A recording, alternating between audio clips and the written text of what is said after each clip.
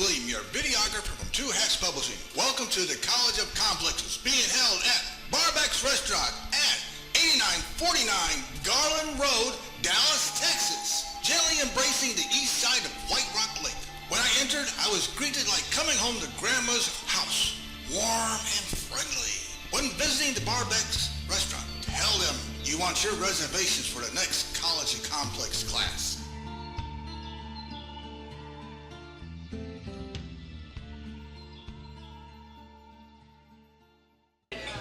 Greetings. Tom's going to come and open the meeting in just a second, and I'm going to say one of my periodic comments for everybody, if everybody's here with their ears turned on and listening. Well, this is not primarily for the regulars who've been coming, but I'll just mention to you, we love meeting here at Barbeck's. They have a room here that's very accommodating to us. They're very generous with us. They don't charge us a fee to walk in the door, which is nice. So many places do. And we agree to buy something off the menu and make them some money.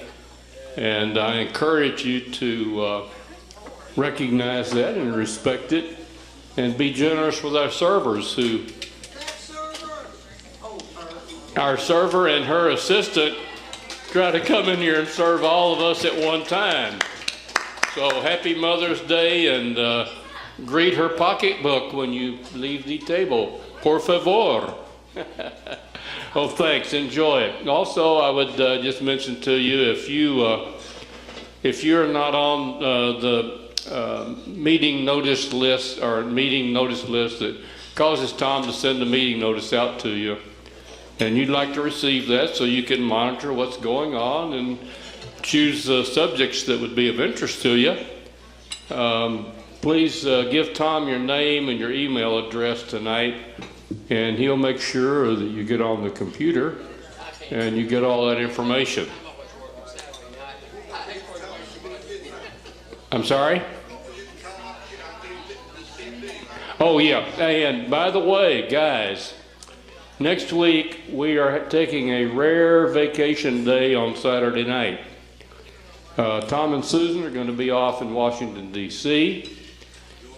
And between trying to put together speaker, get the equipment here and back, and the video equipment here and back, it gets to be impractical sometimes. So next week, we thought would be an ideal time to take a holiday, so everybody take a day off. Hopefully it'll be a nice day like today, and you can do something that'll be enjoyable, but we'll look forward to it. But that's the current guess. 31st was the meeting. 31st should be our next meeting, which will be the weekend after Memorial Day. Yeah. Yeah. 2 Saturdays will be gone. Yeah, Memorial Day, they usually run it on the last Monday. And it's not always the same date, but it's the last Monday in May. And if 31st is Saturday...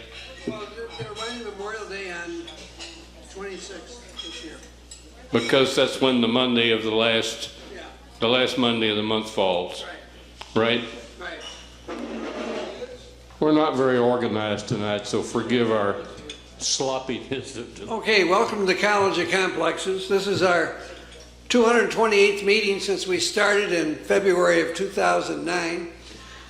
We put a speaker on every week, a different subject. We require our speakers take a position on an issue, express a point of view. They have to be for or against something. We don't care what it is. If anybody interrupts us, we give the speaker an hour to make a presentation. If anybody interrupts the speaker, remind the interrupter, we only listen to one fool at a time. It's one of our rules that we enforce. And then we have questions and answers, not speeches. And then we have remarks, rebuttals. Everybody in the audience gets 5 minutes at this podium that wants to respond to what the speaker said, for or against. And then the speaker is given the last word, gets a comment and close the meeting. We have to be out of here by 9 o'clock. That's when they close this place, just so you know. And normally, if there's any announcements, now's the time for announcements. If anybody has them now, he's already given his announcement, so anybody else have an announcement they want to make? Come on up here. Tuesday noon, Jimmy and Joanne Moriarty are going to be speaking at the Holiday Inn Select Hotel on Central in Richardson. Forget what the crossroad is. Do you know what that is? Might be Arapahoe. Campbell, yeah, just south of Campbell, I think. And they are always very, very interesting. As many know, they were boots on the ground in the Libyan war, and they saw the truth, and everything we have ever gotten in the United States about Gaddafi and Libya is 180 degrees the opposite of the truth. That was a banker's war to destroy a gold-backed currency, the dinar that Gaddafi had, and was getting all of the European Union countries on it. That would have been the death of the fiat money system that has been ruling this world, that's causing the conflict over in Ukraine now, because they wanted to go with Russia. When Yanukovych, the elected president of Ukraine, saw what the EU was offering and what Russia was offering for the financial bailout, which was caused by the banking system, he chose to go with Russia, and then the United States put $5 billion behind this revolution they had. Anyway, that's Tuesday, this coming Tuesday at noon. It's $5 if you just want to listen to the talk, and $20 if you want to have lunch.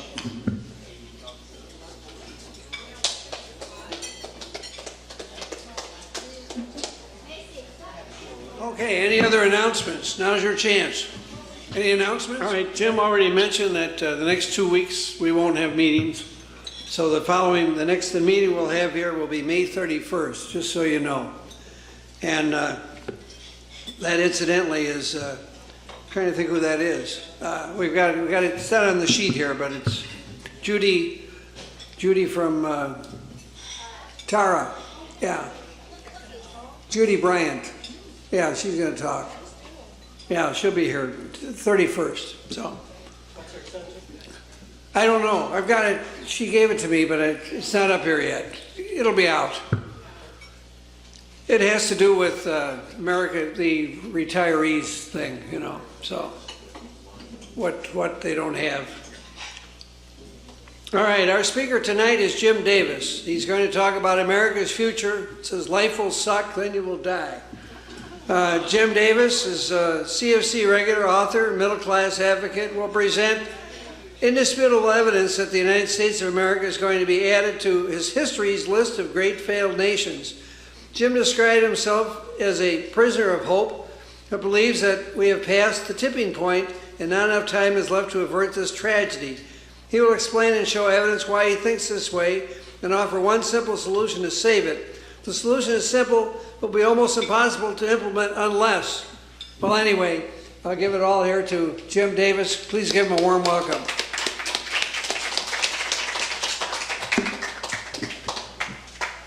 Now let's see if we can get these microphones to work right. How's that? Is that, everybody hear me now? Yeah. Okay. Tonight's topic, America's future. Life will suck, then you will die. Solution is simple, but the solution is a proper diagnosis. You know,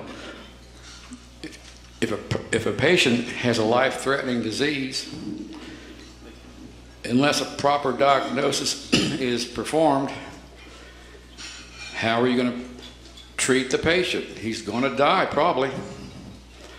Now, let me tell you what the proper medication is in this case, and you'll understand it when I tell you. The medicine is to place the interest of the poor first, last, and always. Now, that is going to be a pretty hard goal to achieve, and because we have got to, I'm going to compare the patient now to Junior. You remember Van Halen song about teacher, teacher, have you seen Junior's grades? Remember that line in that song? Okay. Not many people know this, but when FDR won the election, He did not know what he was going to do. He didn't have a clue. What he did, he assembled a group of people that became known as the Brain Trust. They all had doctorate degrees, so I'm going to call those people doctors. And what they did, they made a diagnosis of the situation, and by the time FDR took the oath of office, they had prescribed the proper treatments. Now, today, that was before the middle class rose. We didn't have a middle class before that to speak of. Since that time, the middle class has risen and fallen back to about the same percentage of people it was before the Great Depression. Now, Tom mentioned I'm an author. This is the cover of the book. You can't see it, and it didn't come out very good, but it's the rise and fall of America's middle class. And Annie, you've seen this picture right here. It doesn't do it justice, does it? Because of the color? Okay. Now for the cover story. I got into the real estate business in 1972.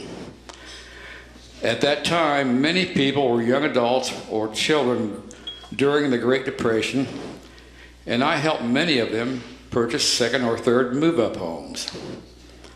On the other hand, hardly 1 month went by, I found someone who had never purchased their first home. They never used credit, and most lived in lower-priced rent homes. All of them were well-qualified prospects, and some of them had enough cash to purchase much nicer homes than the homes they rented. Some of them had it stashed under a mattress.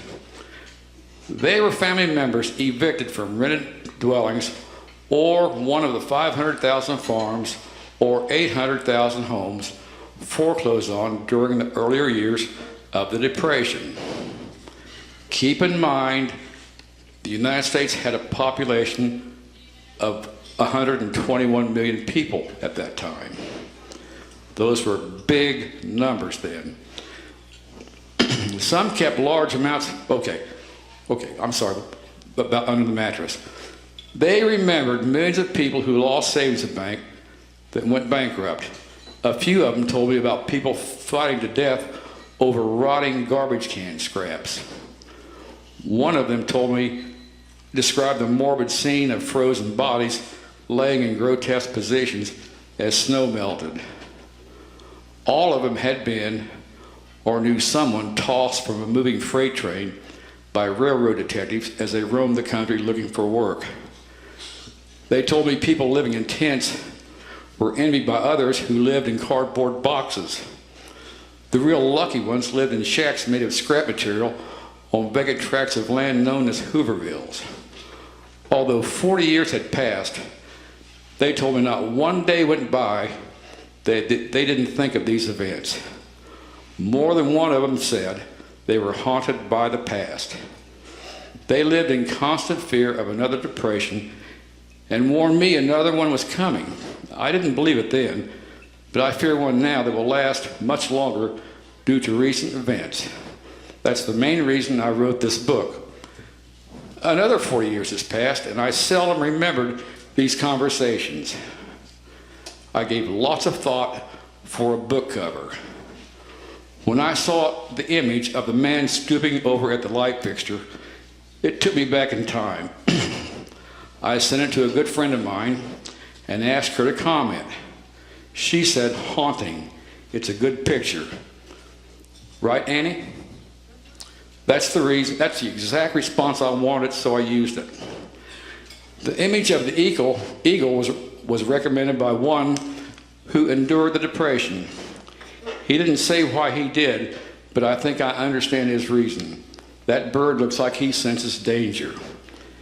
It's been said you can't judge a book by its cover. But the man who recommended the Eagle saw it and made a pretty good judgment. He said, we need another president like FDR, or we will have another depression, won't we? Okay, enough for that. Now,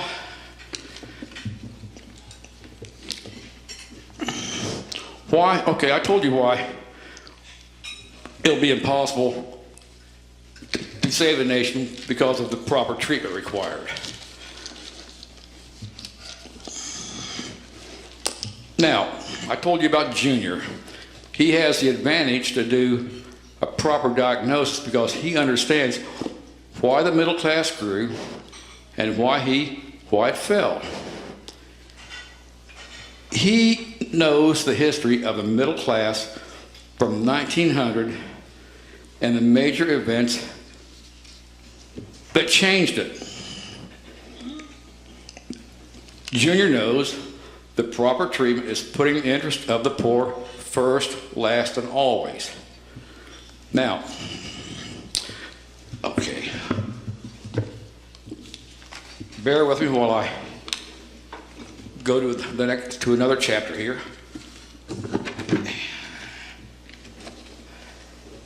Because I cannot remember big long speeches. I'll tell you how to in a minute. Let's see, page.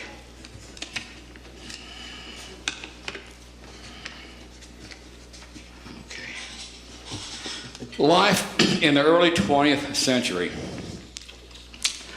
Many people think a large American middle class has been an American phenomenon throughout its history. However, nearly everyone my age had grandparents who lived and worked, and parents who grew up under the harsh conditions that I just told you about and that you will read in this chapter. By 1900, U.S. industrial might was well established, but only about 20% of the population earned the income to live my definition of a middle-class lifestyle. School teachers, police, firefighters would be considered working poor.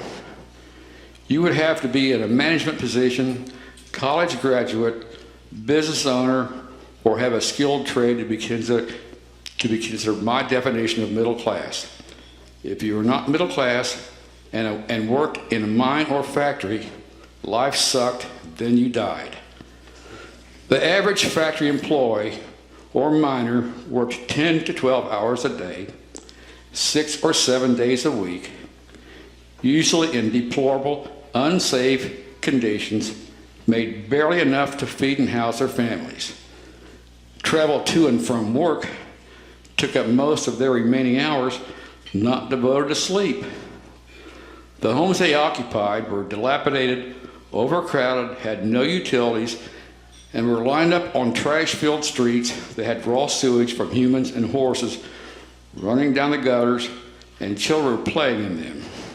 Housing took 44% of a family's income, food another 46%, consisting of little meat, beans, potatoes, bread, and very few vegetables or fruit.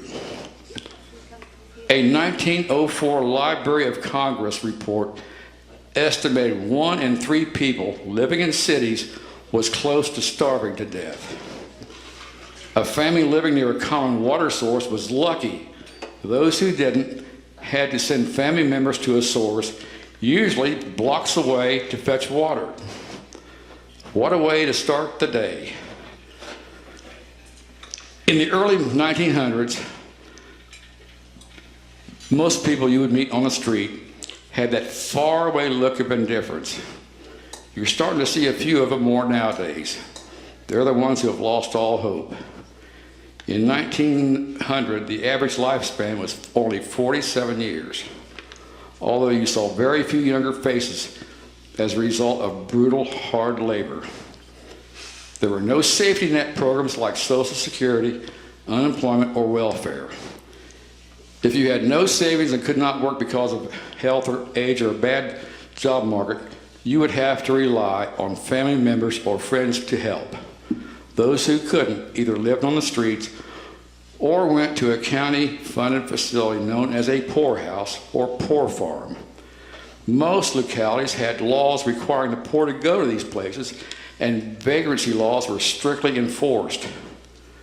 Most poorhouses depended on charity to meet some of their operating expenses, and in most cases, people were mixed with alcoholics, ex-convicts, prostitutes, and they slept in large common rooms.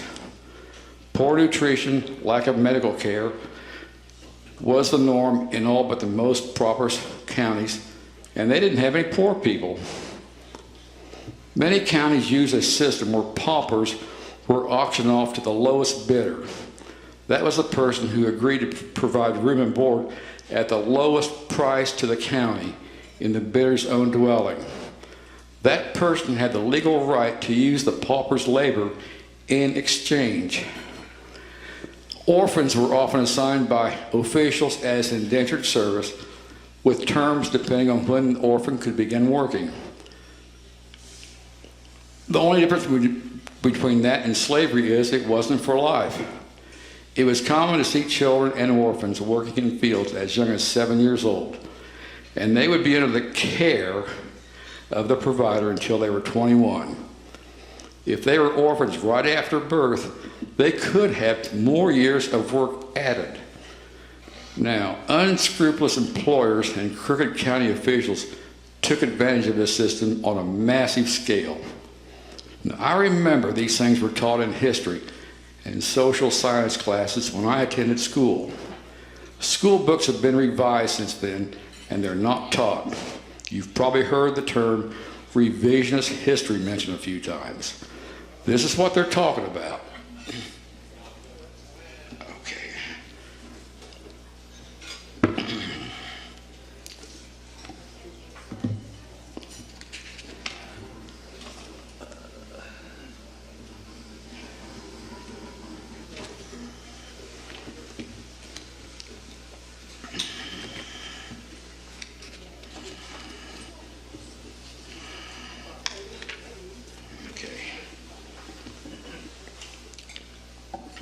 Now I want to take you to the first New Deal.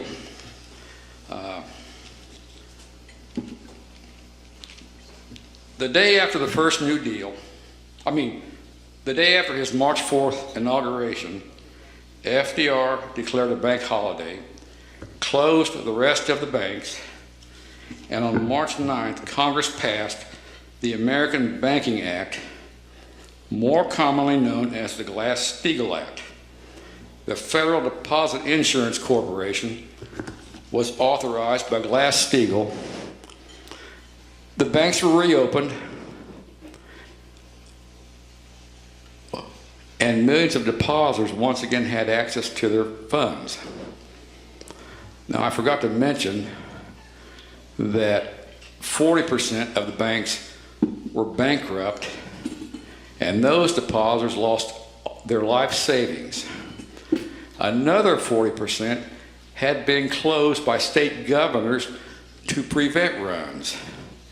Those people could not write a check or withdraw funds, and that made the Depression much worse. And that was a big reason for all the foreclosures that I mentioned a little while ago. Anyway, on the 9th of March, the banks were reopened. Millions of depositors once again had access to their funds. The FDIC restored confidence in the banking system. Deposits flowed back into the banks. What followed was the most rapid increase in industrial production in history, a 57% gain in 4 months. Now, I want to stress the Glass-Steagall Act favored the individual and didn't require a huge bureaucracy to administer the task of handing out billions of taxpayer dollars. The Glass-Steagall Act was an act that put the interest of the poor first, last, and always. The Glass-Steagall Act also regulated the activities banks could engage in to accepting deposits and lending money. In the 90s, Slick Willie amended the Glass-Steagall Act to allow banks to engage in securities transactions, which legalized, deregulated the risky activities that led to the 1929 and 2008 crash. The Glass-Steagall Act favored the individual because it protected his savings against loss and made funds available for small business and consumer loans. Millions of small businesses benefit over the years. I think that meets my definition of good legislation.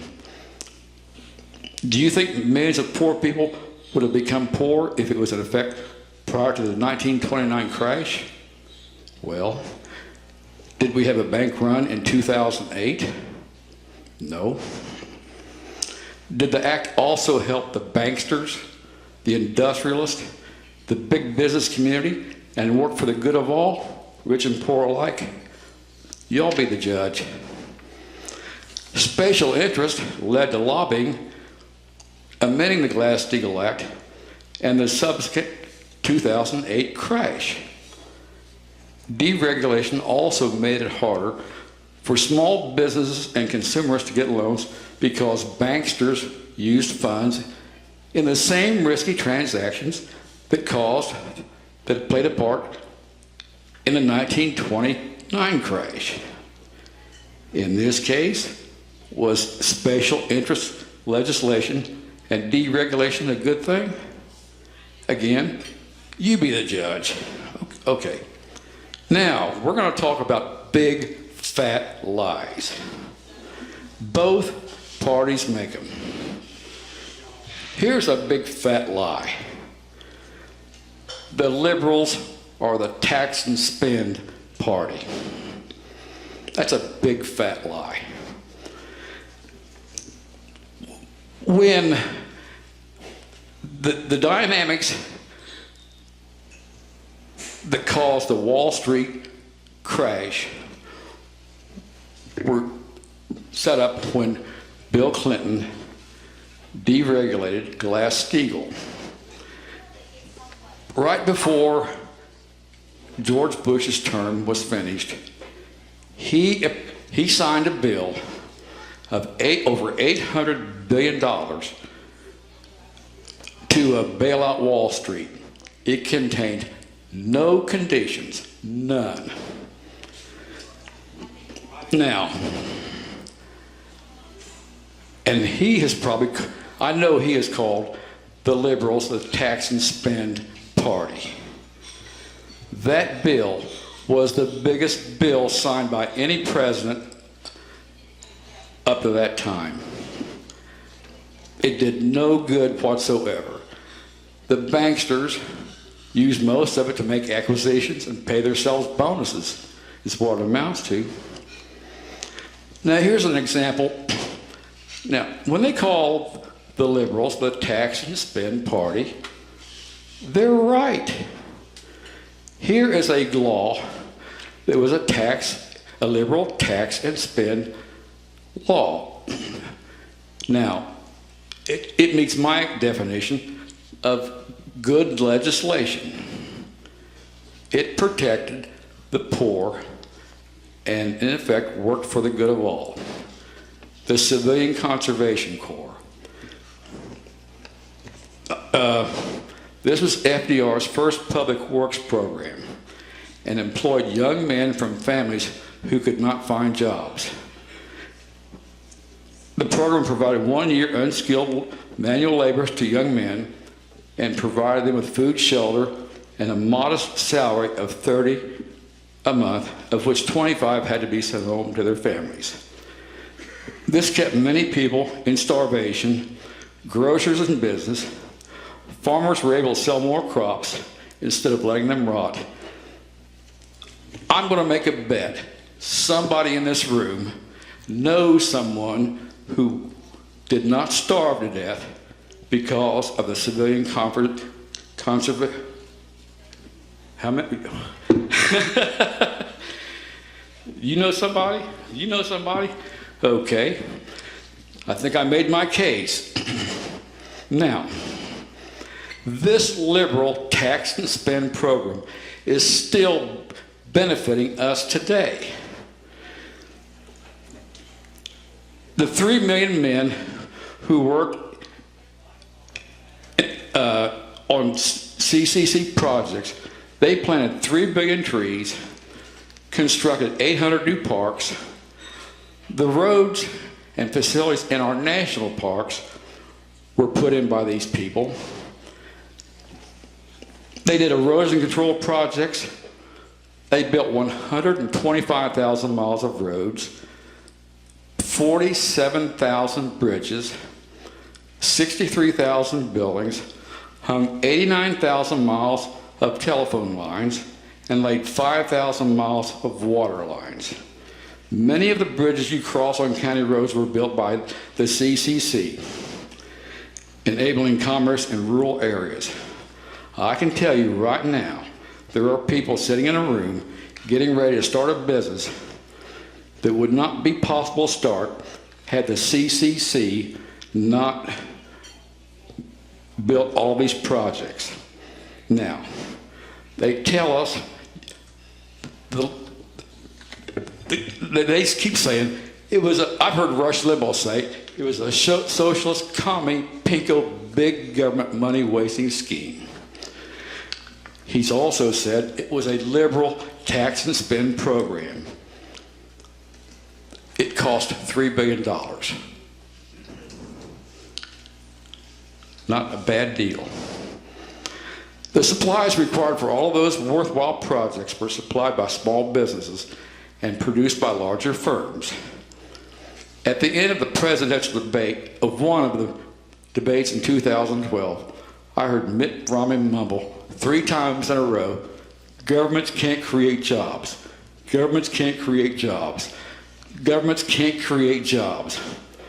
I wish I was there to ask that conniving fool who benefited from all the material necessary for CCC workers to construct those worthwhile projects.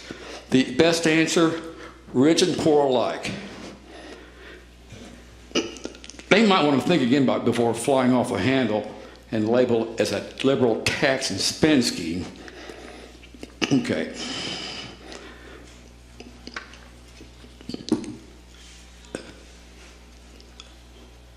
In 9 years, over 3 million men participated, and they lived in work camps. They were subject to strict military-type discipline, worked 5.5 days each week, and they came from America's poorest neighborhoods. A second bonus Army March was defused after its passage by offering veterans work in the CCC. Oh boy, you already know about that story, so I need to tell you about the bonus army. Okay. Bear with me. Let's see. Where's my book?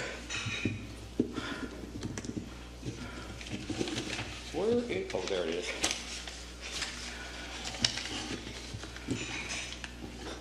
Okay.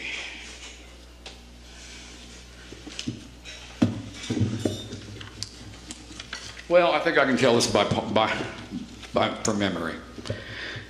In 1776, volunteers were promised a bonus if they would join the army and fight until the Revolutionary War was finished. And in 1881, when the Continental Army was disbanded, guess what happened? They didn't get a dime. 2 years later, a bunch of them descended on the Capitol, and Congress fled to Princeton, New Jersey. 2 weeks later, the Army was ordered in to disperse the bonus army. That was the end of that. World War I veterans were also promised a bonus. When they got home, they received $60. In 1919, the American Legion was formed to lobby for an additional bonus. Congress sent a bill to Calvin Coolidge, and he vetoed it in 1924, saying, patriotism bought and paid for is not patriotism.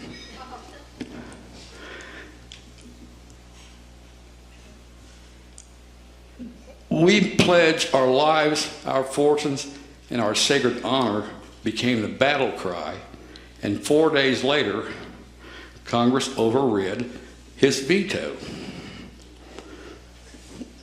The law required the government to make 20 equal payments over a 20-year period, and the veterans were to be paid their bonus in 1945, $650. The law also had a provision for them to borrow up to 25% of that amount during that 20-year period. During the Depression, because of economic conditions, the amount was cut in half. Another bill was submitted to Congress. It was turned down because it would require a tax hike. The veterans finally received their bonus in 1936 after Congress overrid FDR's veto.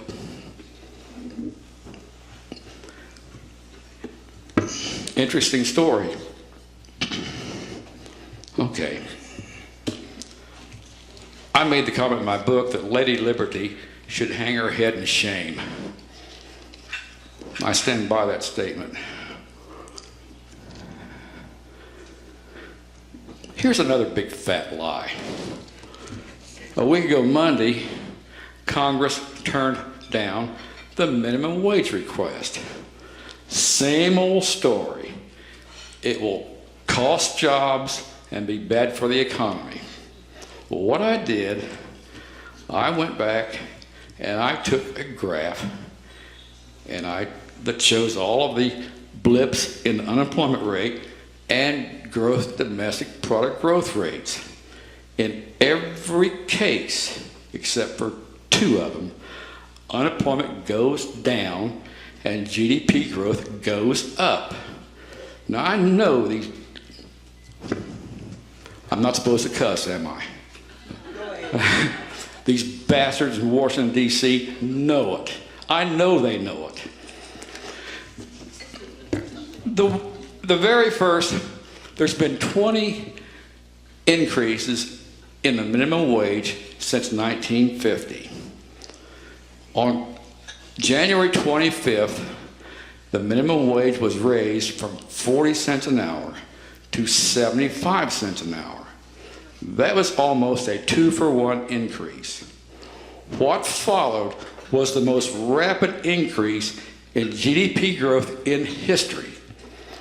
Between January 25th and June 25th, when the Korean War broke out, GDP growth went from minus 1.6 to plus 10.4%. The unemployment rate experienced its greatest drop in history. Now, this book has the graphs that show that plotted out.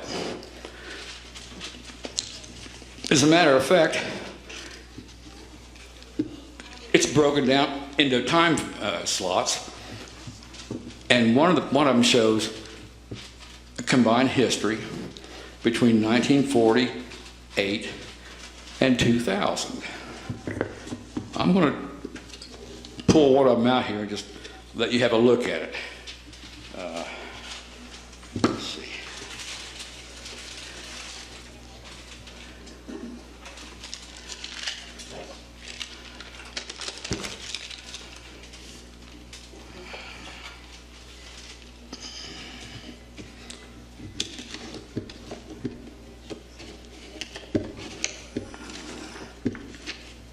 Okay.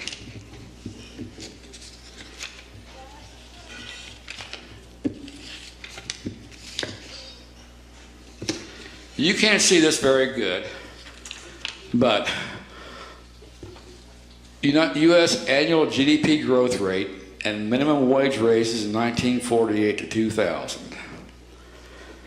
Every one of them shows an increase in GDP growth and a decrease in unemployment, except the one in 1990. Now, the last minimum wage increase was $3.35 in 1981. On April 1st, 1990, it was raised to $3.80. No raise for 10 years. But really, that raise, if you factor inflation in, amounted to a 45% raise. Well, it was a 45% raise, but it was $1.20 short because of inflation. It didn't do any good because most minimum wage workers by that time were making around $3.80 an hour. A year later, when it was raised to $4.25, GDP growth rate shot way up and maintained that trend for years. Unemployment rate went down drastically and maintained that rate for years. Now, these charts are all in this book. Now, the reason I say we're going to have a problem convincing people to place the interest of the poor first is because if these facts are not known and the lies exposed by both parties, it's not going to happen. People have got to be aware of what has happened, and the only way to prove it is by using facts and statistics that can be from verified, reliable sources. The facts and statistics I use in this book, I obtained from official government sources, not some cockamamie website that has an agenda or anything like that. Let's talk about foreign trade.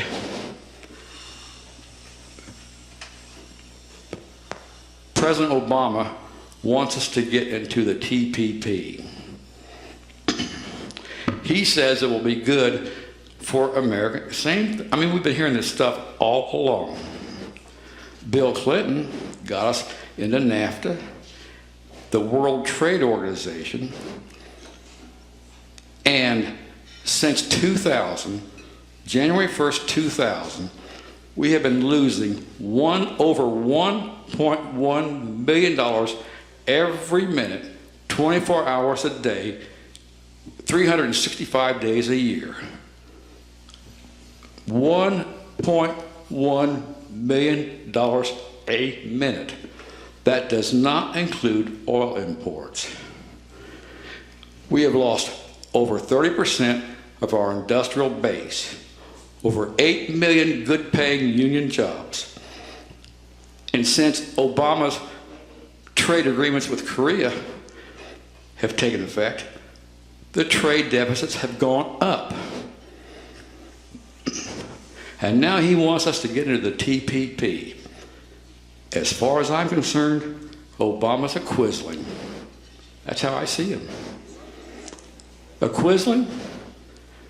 He was the man who made it possible for the Germans to occupy Norway in World War II. He was a traitor.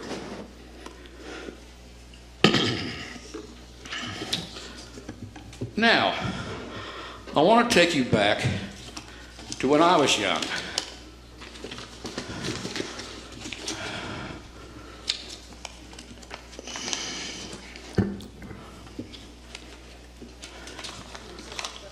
The middle class at its zenith.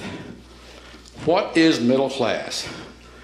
There are many definitions of middle class, but mine is a family or household with at least one person whose income and company-paid benefits is high enough to provide safe and sound housing, transportation, food, utilities, education, and retire comfortably.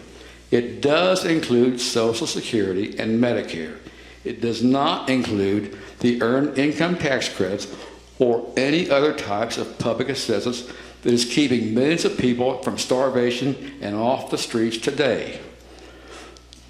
We had more, a whole lot more. I want to take you back to a time when average middle-class families had more, a whole lot more, a time when over 75% of them met the above-mentioned definition. Ironically, a time when worker productivity was less than 1/2 of what it is today. I was born and raised in Middletown, Ohio, an industrial community in southwest Ohio that won the All-America City Award in 1958 and made the Forbes list of top 10 dying cities in 2012. In 1967, I worked for Armco Steel in the maintenance department, and my pay was $4.85 per hour. According to the United States Bureau of Labor Statistics, CPI inflation calculator, you'd have to earn $34 an hour today to have the same buying power. Armco claimed, and the union bragged, that employee benefits were worth $4,000 per year in 1967. That's equal to $28,999 in 2014.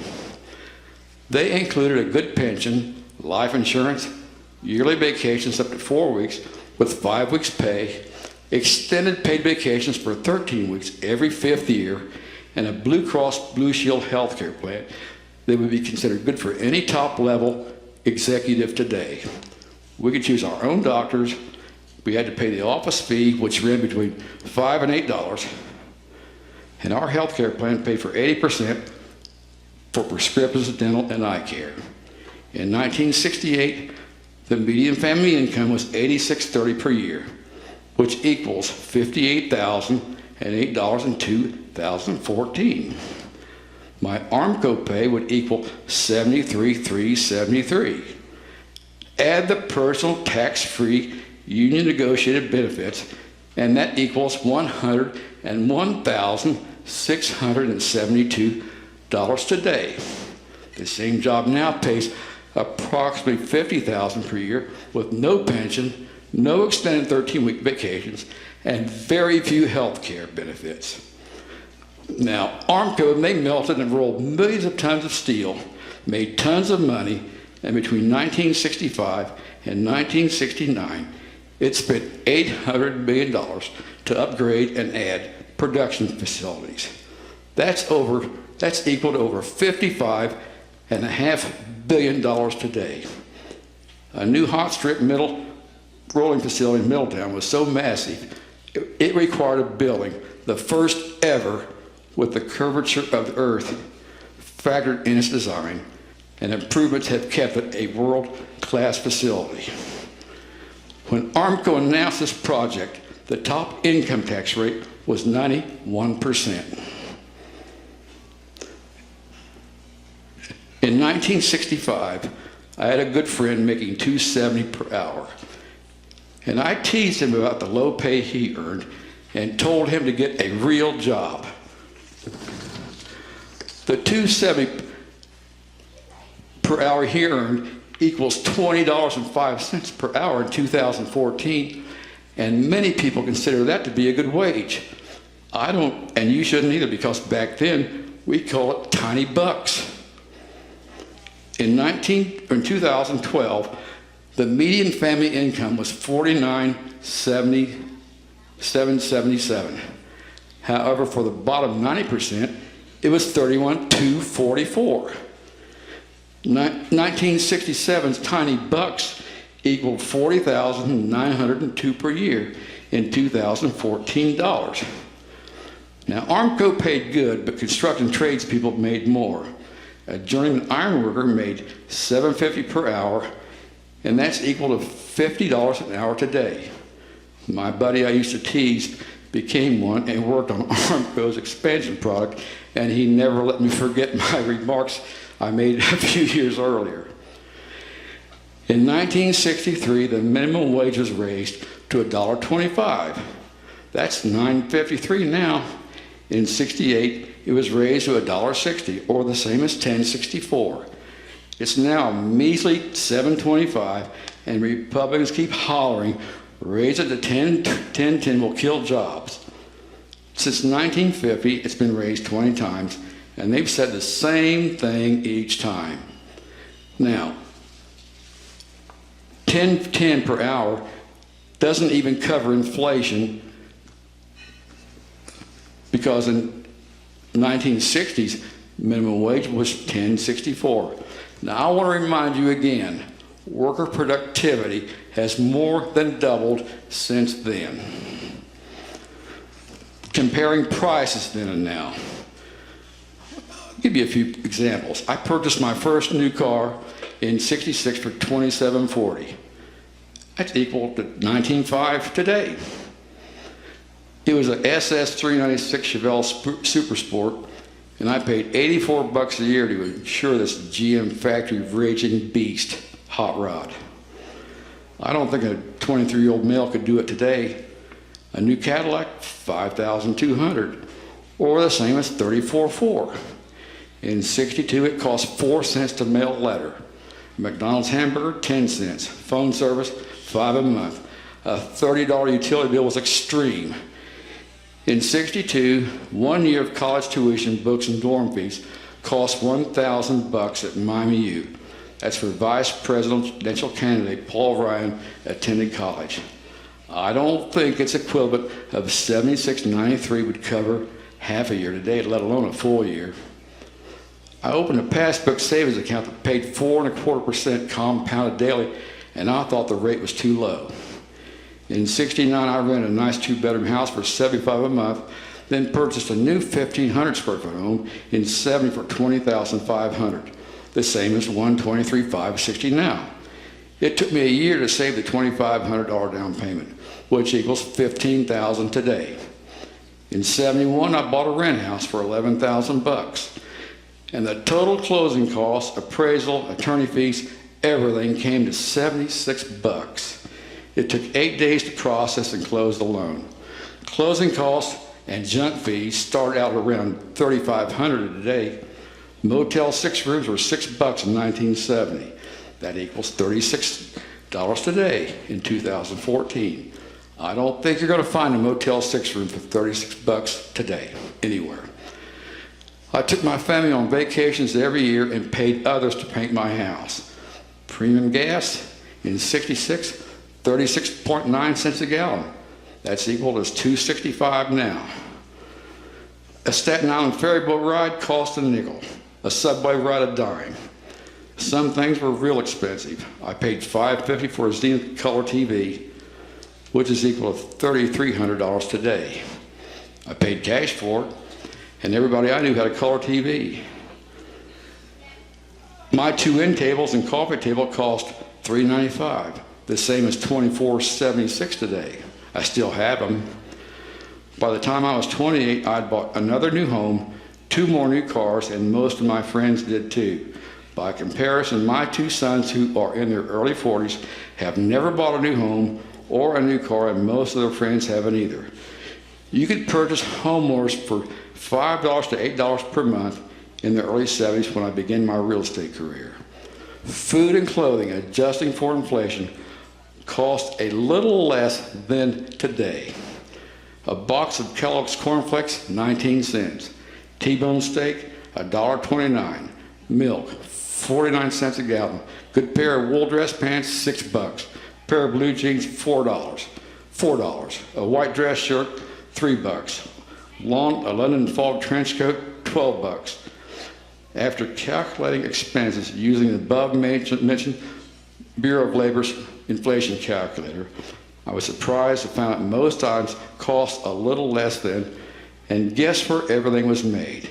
It was made right here by those so-called greedy union workers. Let me remind you for a third time, we had more, a whole lot more, when worker productivity was less than 1/2 of what it is today. Now, I was able to provide a good living on my income and save a few bucks each week while my wife stayed home with our kids. Many of Armco's older employees I worked with retired with good pensions and bought farms later in life. A lot of them came from Kentucky wearing no shoes.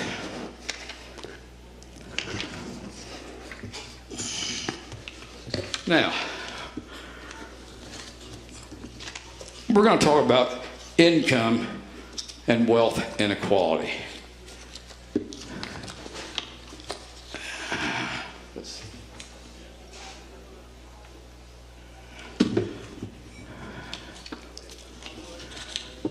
I'm going to use 1968 as a base. What was that page number? 71.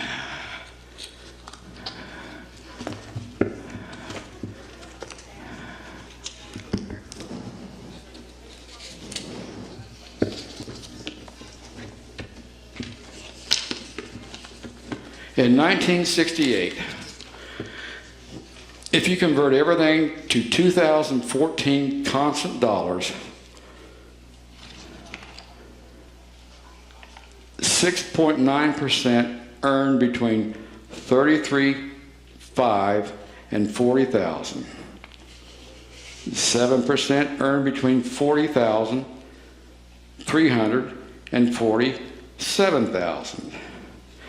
8.2% between $46,857 to $53,554.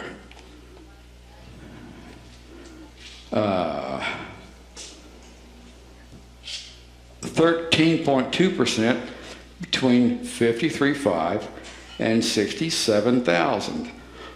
25% earned between $70,000 and $100,401. 12.2% earned between $100,400 and $167,000. Adjusted for inflation in 1968, 79% of American families earned more than what the bottom 90% earned in 2012 of $31,244. Approximately 60% earned more than the median household income in 2012 of $49,800. 37.2% in 68 earned between $70,000 and $167,000. 12.2% again earned between $100,400 to $167,000. That does not include company-paid health care benefits.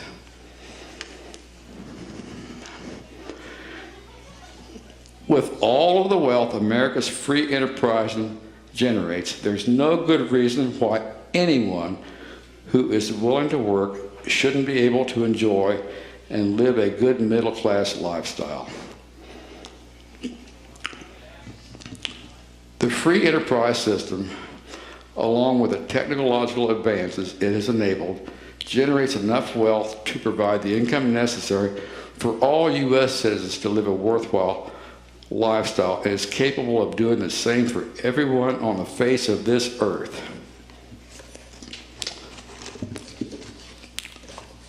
Okay, now, give me a chance to see where I'm going here. Some more of the laws that FDR passed. There are 4 laws that he passed that built the middle class. They are the National Labor Relations Act. That act authorized those hated unions the right to... the law said, basically, if a majority of owners want a union, the employee must recognize it. That law gave workers the right to participate in America's free enterprise system because no longer could employers rob these people of their labor. There is indisputable evidence between 1945 and 1973, wages for the entire middle class kept up with gains of inflation and worker productivity. Indisputable evidence. Between 1973 was a tipping point. From that moment on, wages have been flat and productivity gains have doubled. Now, people keep complaining about redistributing income. The laws that enabled the demise of the unions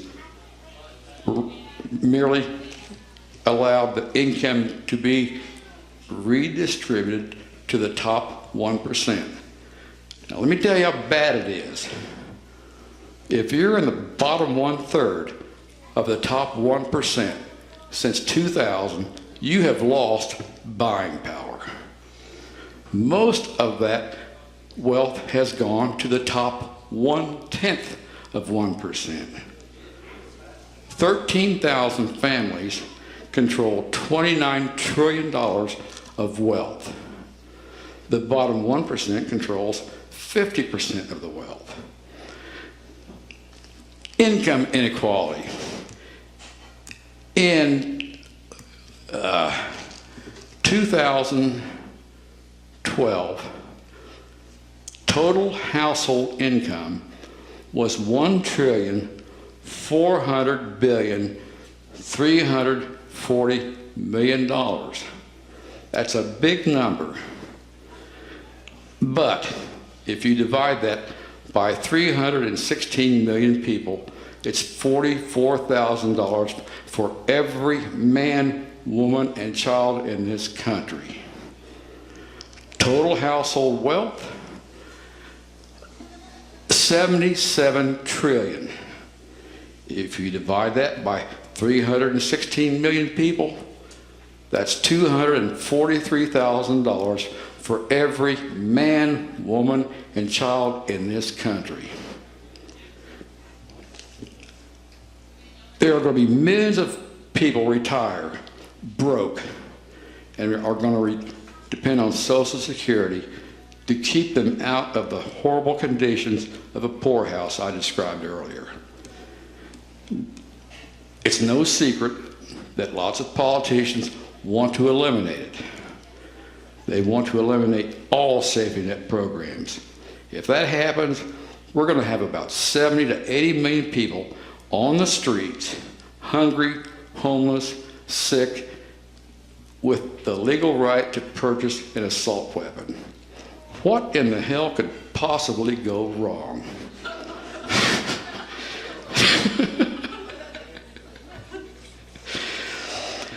Do you see why I'm so pessimistic about our future? We've got an election coming up later on this year. I don't think I have to convince anybody nothing is going to happen between now and the end of Obama's term.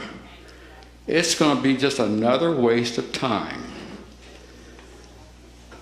The only way we're going to save this nation is to change the mindset of enough people to convince the people in D.C. to work on behalf of the middle class. Now, I told you earlier about Junior being able, if he knows the history of the middle class between 1900 and the present day, he can make the proper diagnosis. Let's say Junior's in the 8th grade. He's got the advantage over the brain trust because, again, enough things have happened since then. The middle class has risen and fallen that anybody with a brain the size of a peanut, I believe, could make the proper diagnosis. Now, again, Junior's laying on his back he's about to die. His parents don't like the medicine. His parents equals both houses of Congress, the White House, and the Supreme Court. Let me tell you what the Supreme Court did in the early part of the 19th century. In 1916, Congress passed the Keating-Owens Act. That outlawed child labor. 2 years later, the Supreme Court ruled it unconstitutional. They said it violated a child's right to contract for their labor. Now, I have never known a child having a legal right to enter into a legal binding contract that was 8 or 9 years old.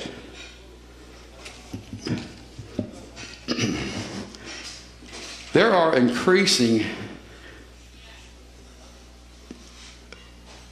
support for child labor in this country.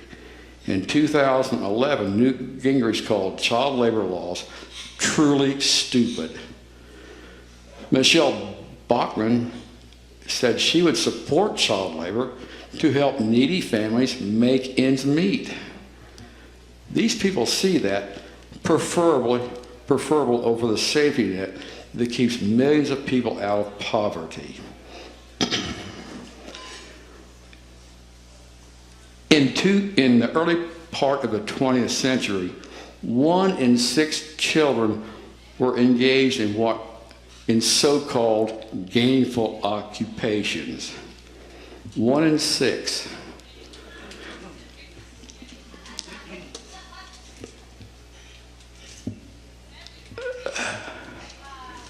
Let's talk about, I want to tell you about how elementary education came about. In 1918, it was mandatory for all children to attend elementary school. However, because a lot of them were working in factories and mills, they didn't attend, and lots of neighborhoods and lots of localities didn't have public school. So a lot of people began sending their kids to Catholic schools and paying the tuition. The KKK became a rising force in the early 20th century when blacks started moving north, seeking work in industry. They found jobs because employers knew they could pay them less and have them do the dirtiest, nastiest jobs there were. Responding, the KKK is the driving force that convinced enough people to support public education. Probably the only good they ever did for the KKK was bad karma. Later on, their descendants were forced to attend desegregated schools.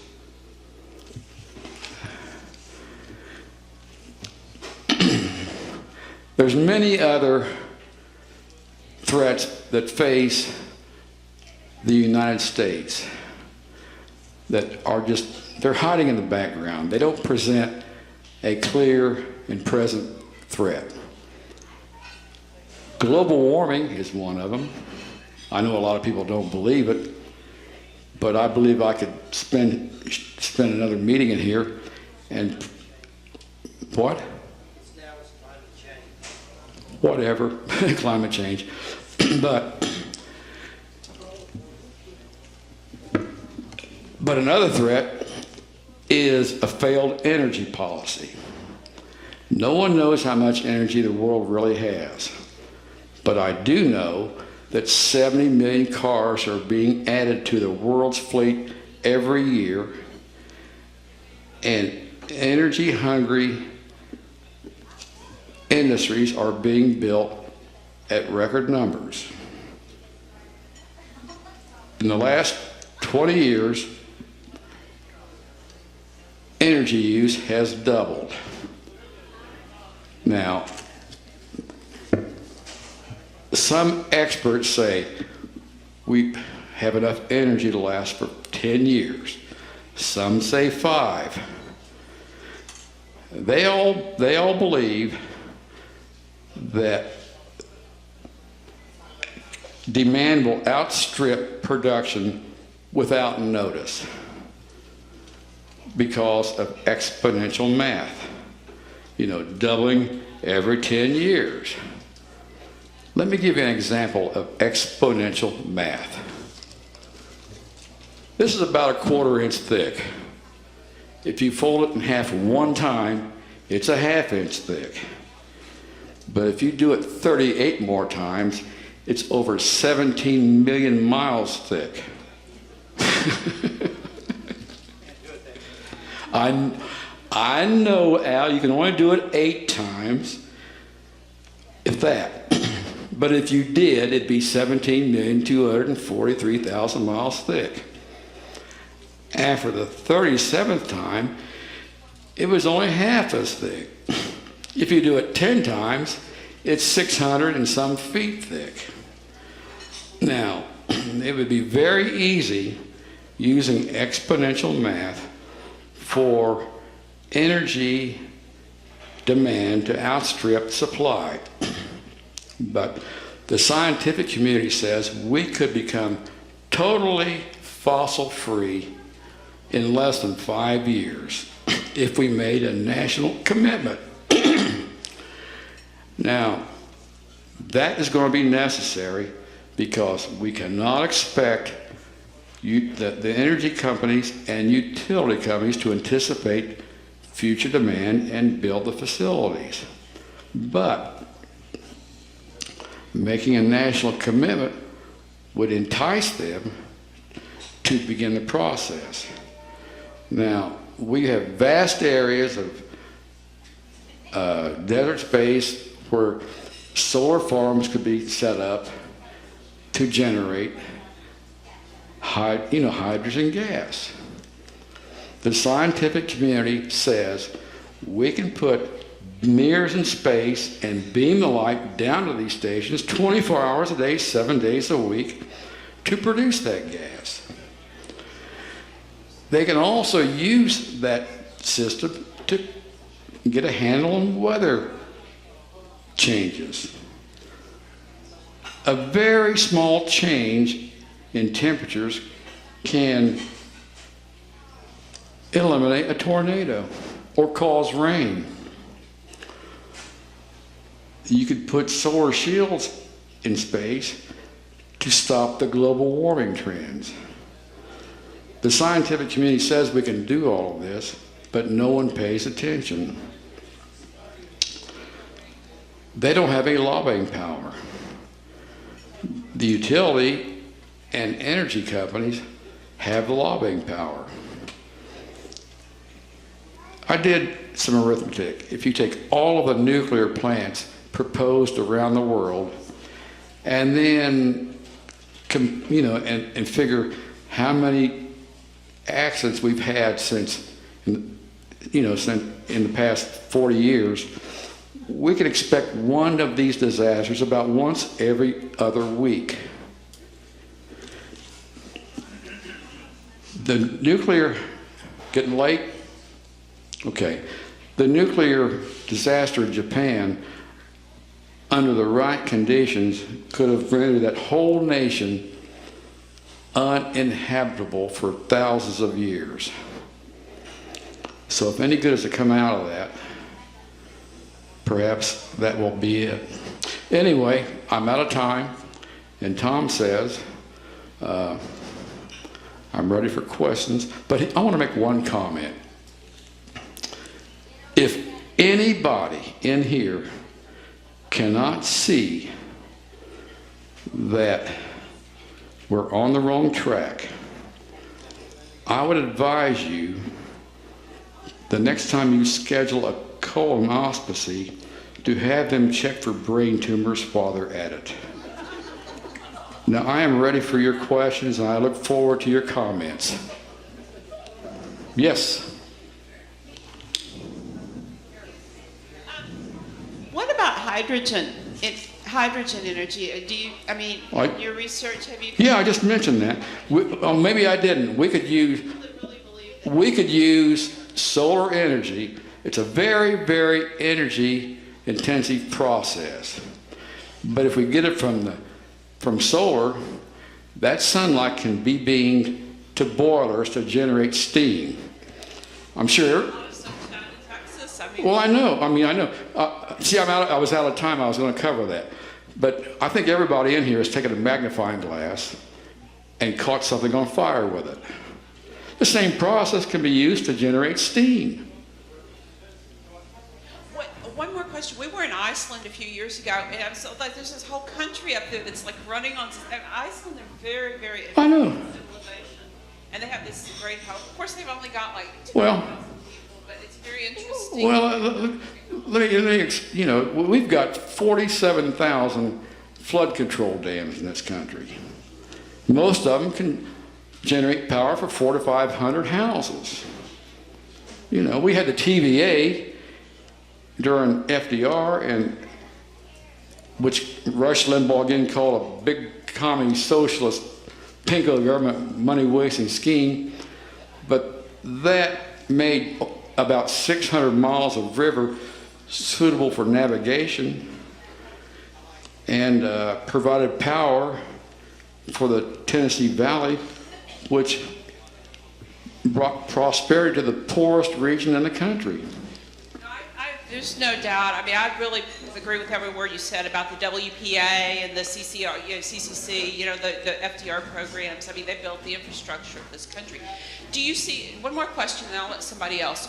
Do you see with the increased cost of energy and, the energy crisis that's coming up and the greater cost of fuel, the transportation, do you see manufacturing coming back to the States? Absolutely not. No.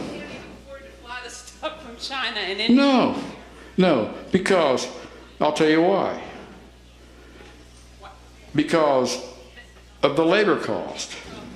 Now, the increased energy cost, I know of one company that moved their operations from China back to the USA because of the increased cost of shipping these products back into the country. Whammo Corporation, they make hula hoops. Whoopee-doo, They now build hula hoops in this country. But see, the TPP, there's over 100 third world nations dying to become industrialized. The big corporations are simply going to hop from one nation to another, seeking lower labor costs. We've got to amend our foreign trade policies before the jobs come back to this country. Yes?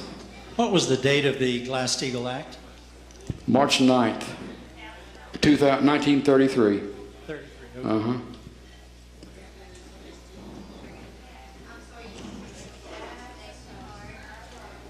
Jim, you referred in your speech 3 or 4 times to Junior.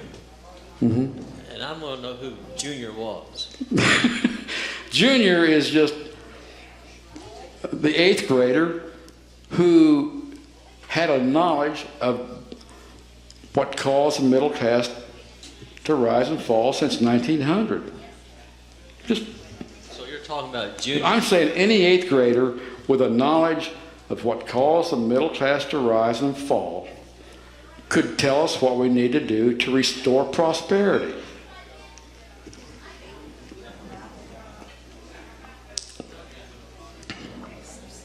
We had questions? I can't believe it. What is one thing that you would have us take away from this meeting tonight? If you could tell each of us what we could do as an individual, what can we take away from your intelligence for tonight? This meeting is going to be on YouTube. We've got to change the mindset in this country in order to save it. It could go viral. If everybody in this room sent the link that will be available in a few days to their friends and said, look at this tape.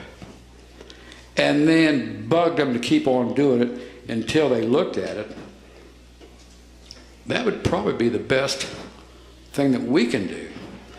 But what we have to do is become aware of what caused the middle class to rise and what caused it to fall.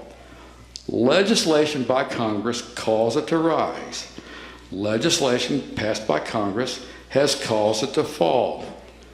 1981 was a tipping point. From 1945 to 1981, GDP growth was greater and unemployment rates were lower than the period after. Unemployment rates have been higher and GDP growth rates have been lower since 1981. Now, I'm not blaming President Reagan, I'm blaming both parties. The Republicans, they passed the Taft-Hartley Act, which included the cleverly worded right to work provision. What it really is the right to work for lower wages provision. Fox News article reported workers in union states earn $201 a week more than in right-to-work states. That was a Fox News article. Yes? We were both born in the era of the Puritan work ethic. I am too. I believe in work ethic. What do we call this week? What do we call the generation that doesn't want to work? Well, that's a big fat lie. They want to work, but they don't want to work for nothing. I don't blame them. You tell me to work up for the minimum wage and give me a chance to sit home and draw welfare, guess what I'm going to do? I'm not going to work for no damn minimum wage with all this wealth available. There is no doubt in my mind, if we had a few more programs like the CCC, the poor kids in America's cities could become members of the middle class. They want to work. I know they want to work. I hired some when I was in the home building business, and they bugged me for more work more than anybody else.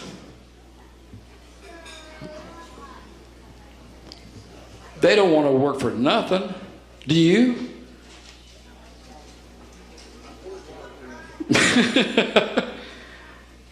Next. I think we're out of people. Is that it? Okay. So you said you'd tell us how we can get your book. Okay. The only way you can get it right now is in the form of an email PDF attachment. It costs $5.95. What you need to do is go to PayPal and enter jimdavis11@hotmail.com in the PayPal box and put $5.95 in the appropriate box. They will email me with your email address and I will send you the PDF copy. Now, if anybody can afford $5.95, I'll send it to them for nothing. If they're lying, I'll let karma take care of them. 92 pages. It's not that big of a book. It's a small book. But it has, I know it has enough information to convince any impartial jury to render a verdict that the New Deal was better than the raw deal that followed.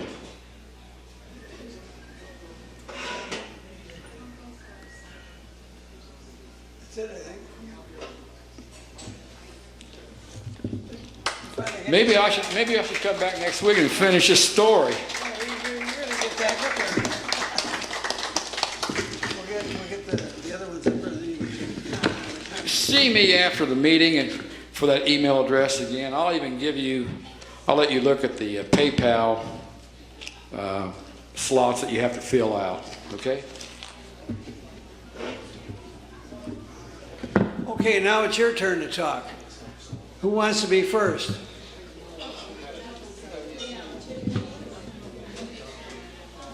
It's your turn to talk if you want to come up here. Hal, all right.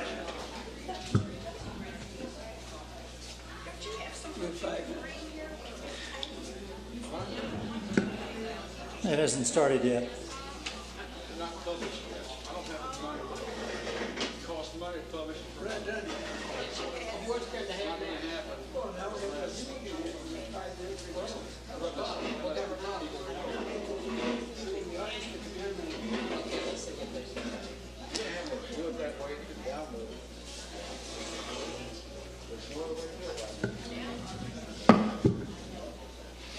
Okay.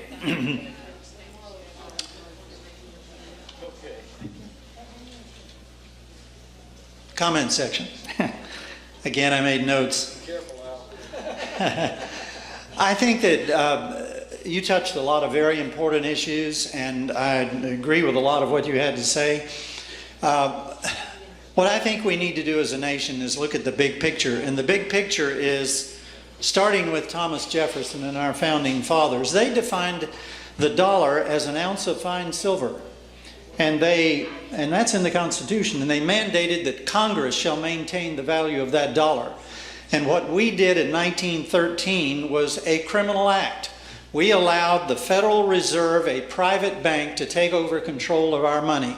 Thomas Jefferson stated that if we ever did that, through inflation and deflation and the corporate structure that will grow up around that bank, i.e. fascism, they will steal all the property from our children, our descendants, and leave them homeless in the land that we have founded. That is what this international banking system is doing. The international banking system perpetrated the war against Libya and murdered 550,000 people out of 5 million because Gaddafi was bringing all of Africa together on a gold-backed dinar currency that is not fiat money and would have been the end of the International Monetary Fund, Federal Reserve, World Bank system. That is the most important issue in the world today, in my opinion. Political issue, economic issue, social issue. These people have no heart. They are victims of this virus I've mentioned many times, of the combination of greed and lust for power. And it always drives those people who get afflicted by it right to the top of the organizations in which they choose to participate. The same thing is happening in Ukraine. I watched an interview several years ago of a lady who ran for president of Ukraine. She lost. The man who got it allied with the World Bank International Monetary Fund system and put in the equivalent of a Federal Reserve in Ukraine and a Wall Street, more phony paper money that they can inflate and deflate and steal it all from us and make billions themselves. It's all manipulated. Within, I think it was 2 years, she said, these bankers and Wall Street type people in Ukraine were millionaires, and the average wage in Ukraine for everybody else went down 40%.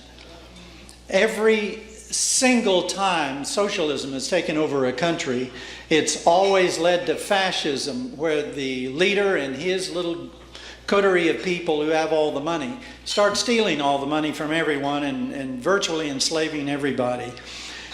Back in the 60s, I could take $2 silver and fill my gas tank. You know how many silver dollars it would take today to fill my gas tank? 2. Because silver has maintained its value while this phony money has escalated in no value. $2. Silver dollars, American dollars, not these phony dollars. Energy. There were some guys on Coast to Coast one night who had gone all over the world studying all of the proven reserves of petroleum. And this is assuming we even need petroleum. We don't. But nevertheless, assuming we need petroleum like we're using it today, they estimated that with the proven reserves that we know about today, this was several years ago, that there are enough proven reserves in this earth known to supply all the projected needs of the earth for the next 100,000 years. The earth produces oil. It has nothing to do with the phony term fossil fuel. That's to make you think we're going to run out of it, because we ran out of dinosaurs. Dinosaurs don't turn into oil. They get reprocessed.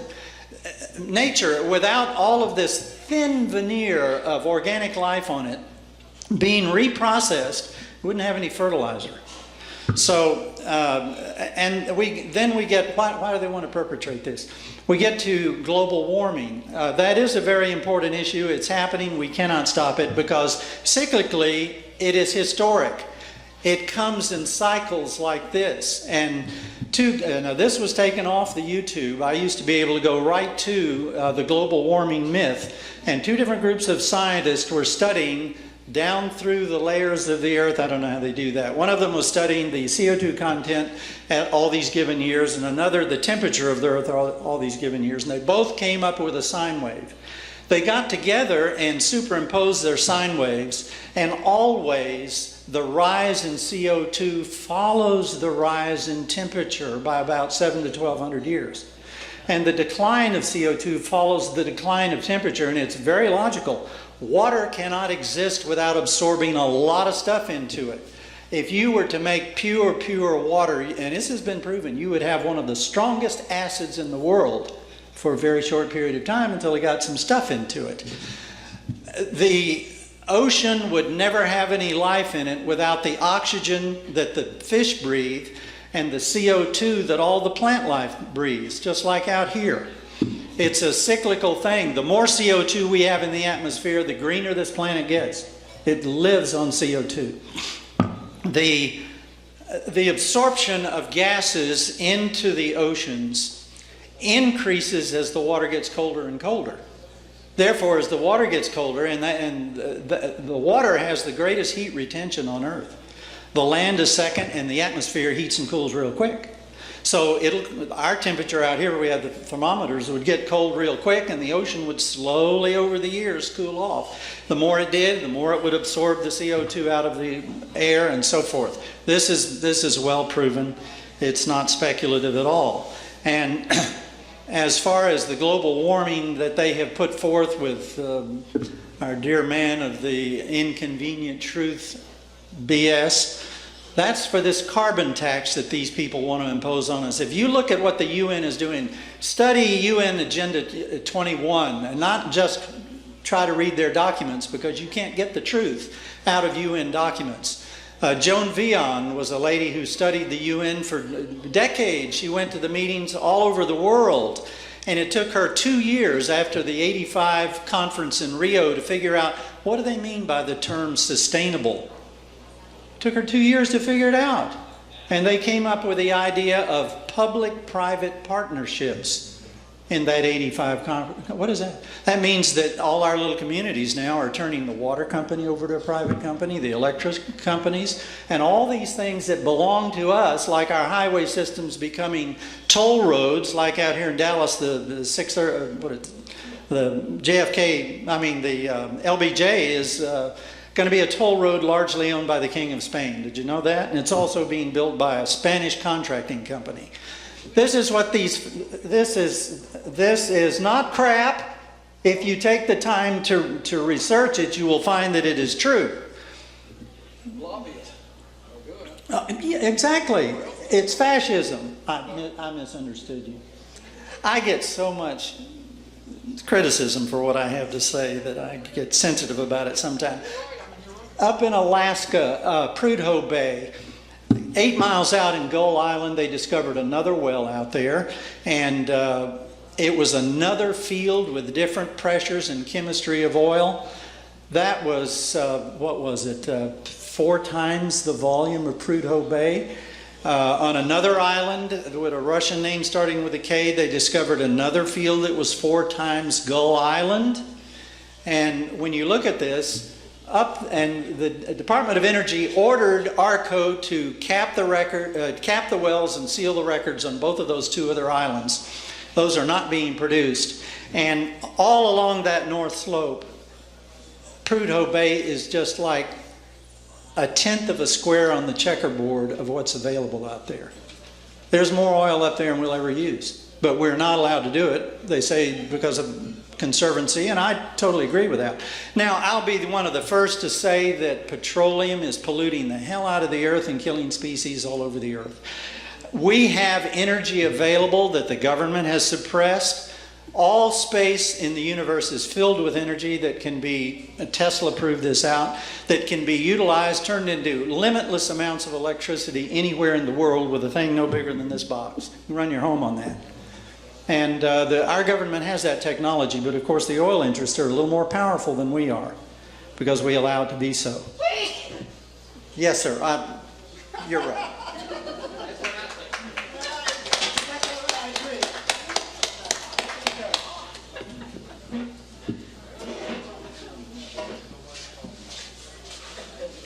Hello, I'm Hank Black from Dallas, Texas, 8722 Diceman Drive. I concur with the gentleman right here. Okay, we got some grand issues here.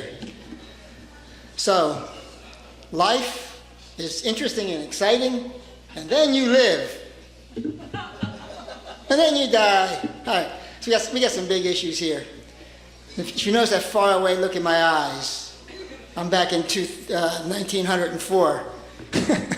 This is pretty interesting. So you're right, we cannot. I agree with something. I'm going to disagree with a lot. That's my specialty, disagreeing. Oh, if I disagree, I already have my brains up my butt. This is a level I'm used to this already. Don't worry. Yeah, I'm used to it now. I do agree with you. Diagnosis is so important. I don't agree with everything you say. Basically, yeah, in 3 minutes I'll prove it. But okay, I got a heckler. This is great. Let's have a debate between you and me. We'll let them decide. How about that? These illustrious people want to decide. Yeah, okay. Whatever's fun. Yeah, I mean, I got a few hours. All right, you're taking this time off my 5 minutes. Okay. He already knows he doesn't like me. I love you. What I have to say, but you're wrong and I'm right.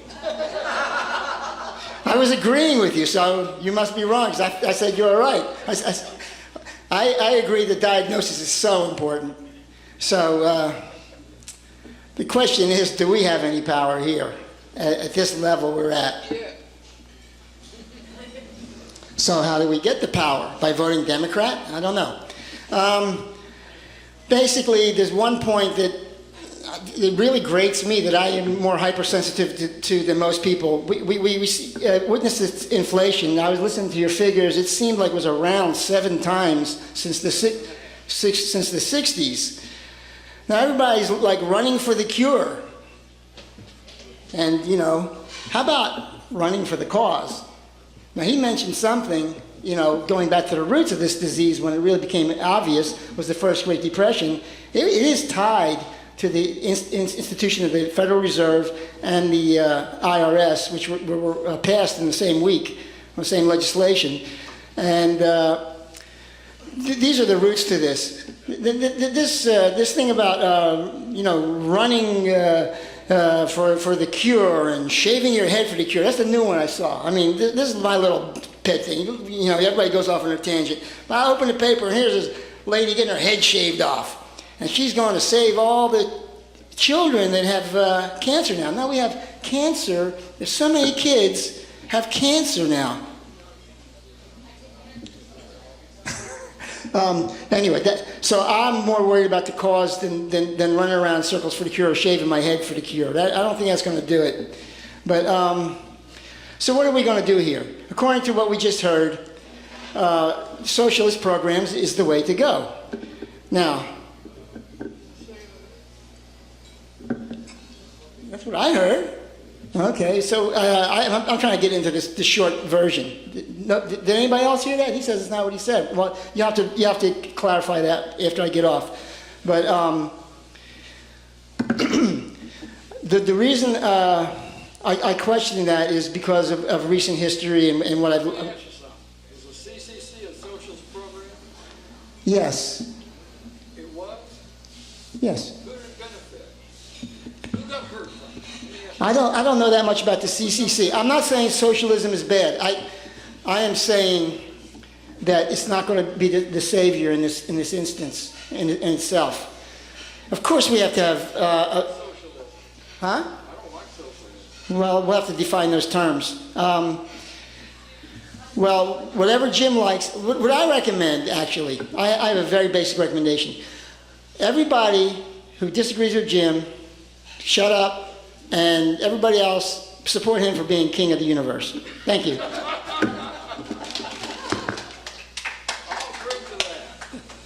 Okay, who's next? We got a next? Oh, come on up here.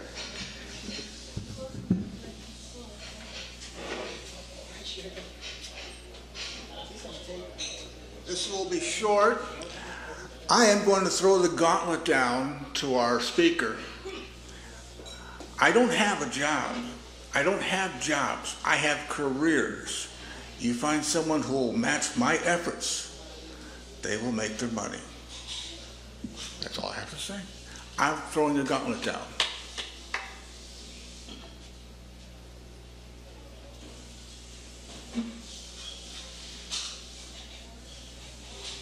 Okay, who's next? We got a next? We're running out of people? I can't believe this. That means I'm the last one standing? Yeah. No. Oh, here you are. Jim, come on. Well, I'll make a couple of comments about a couple of things on the menu tonight. One, let's take a brief look back at the prosperity during the 1945 to whatever 1972 or 3 time frame.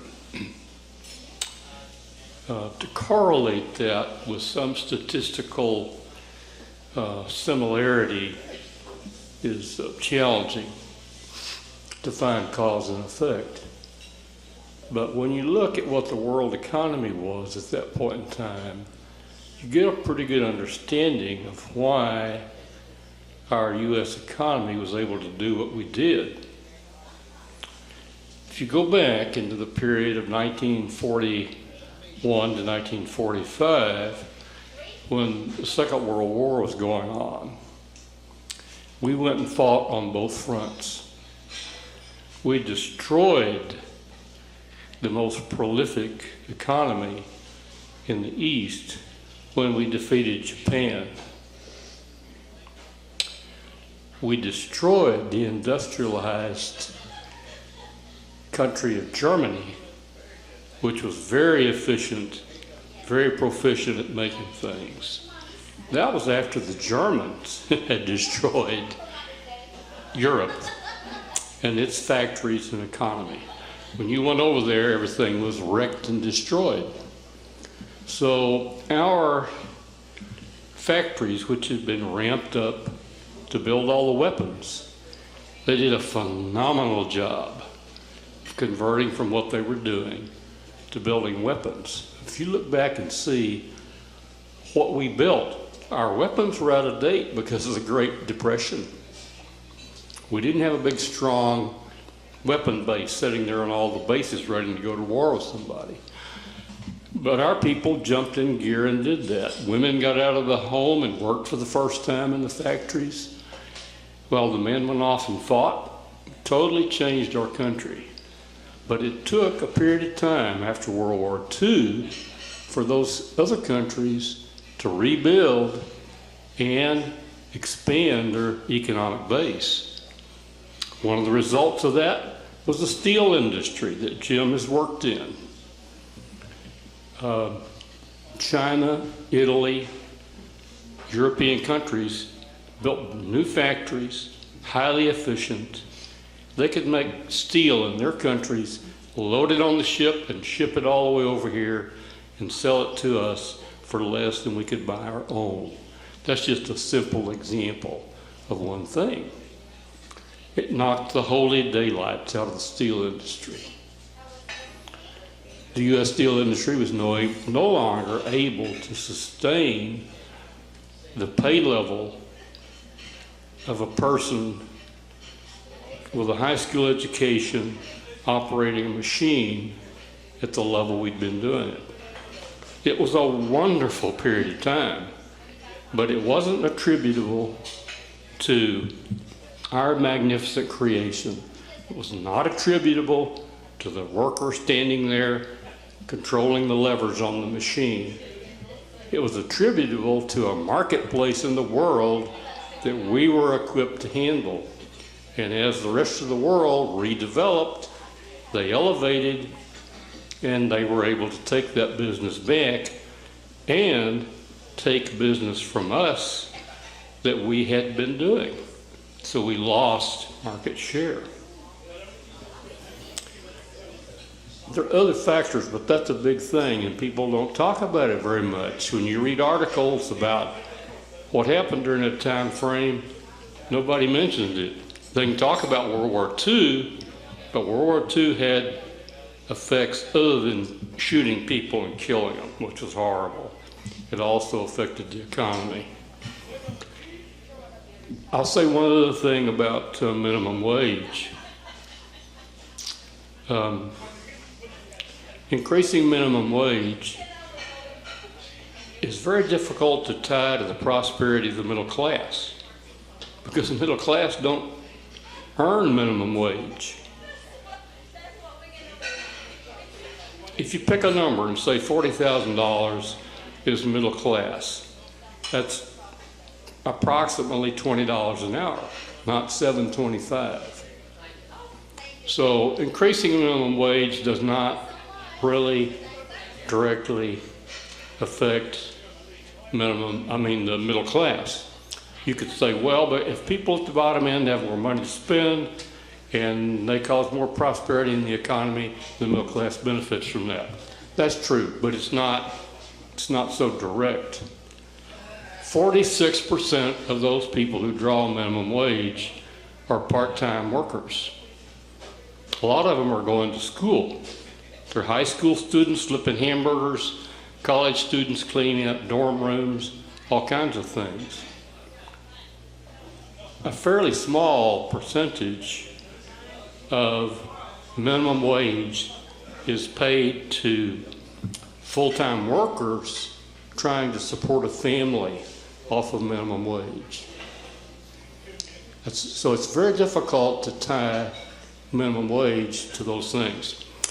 One of the big arguments is, does increasing minimum wage eliminate jobs? And people on the right want to say, yes, it does. And people on the left want to say, no, it don't. Well, if you go look at the studies, I agree with the left. Increasing minimum wage does not eliminate the workforce. A lot of those jobs that are performed by minimum wage workers are absolute necessaries.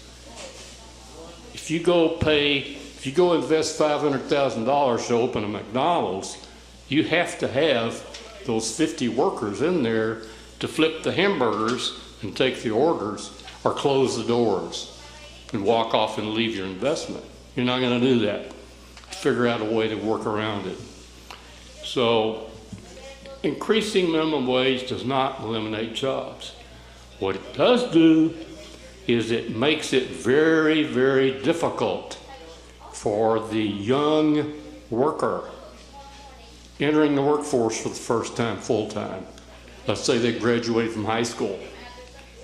That's why when you go in the big cities, they're sitting on the curbs, because if you increase the minimum wage above what it is now, even at the level it is now, when an employer can hire somebody with 2 or 3 years of experience is proven, they're not going to hire the rookie. So it don't eliminate jobs, but it affects people who are down at the bottom strata. And people don't want to talk about that, but it's real. Adios. I want to add one thing to that. That was good. That was good, but it affects me too, because I I am a super small business, and I can't afford arbitrary minimum wages. And one of the things that's never discussed by the parties on either side of that question is how much is the labor of an unskilled beginner worker worth? I don't have an answer to that, but obviously we've raised it to a point where most employers don't think the pure rookie with no experience is worth $725.